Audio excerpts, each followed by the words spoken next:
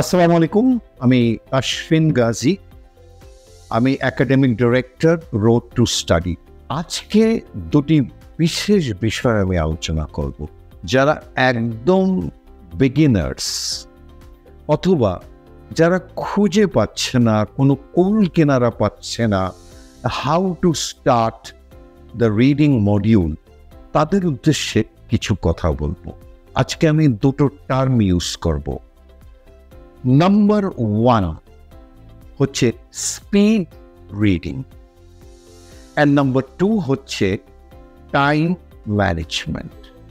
এই speed reading আর time management এই দুটো সব সময় রিডিংয়ে লাগবে এবং এই দুটোতে যারা এক্সপার্ট হবে, আই ক্যান প্রমিস ইউ, সে একেবারে 9-এ 9 পাবে এটা আমি বলবো না, কিন্তু তার স্কোর ভালো হবে।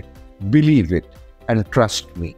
রিডিংয়ে যে কোনো সেন্টেন্স আমি পড়ব দ্রুত, সবসময় আমি ওভারলুক করব কোন ওয়ার্ডসগুলি, ফাংশন ওয়ার্ডসগুলি, আর দেখব কোনটা কন্টেন্ট ওয়ার্ডসগুলি।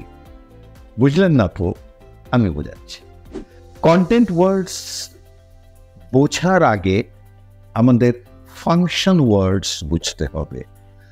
সব অক্সিলিয়ারি ভার্বস, কনজাংশনস, প্রেপোজিশনস, এই জাতীয় ওয়ার্ডস আমাদের রিডিংয়ের আনসারে খুব একটা সাপোর্ট করবে না, বিধায় আমাদেরকে এই যে ফাংশন ওয়ার্ডসগুলো ওভারলুক করতে হবে, এটিকে জাম্প করতে হবে এবং কন্টেন্ট ওয়ার্ডসগুলোর দিকে আমাদের লক্ষ্য রাখতে হবে।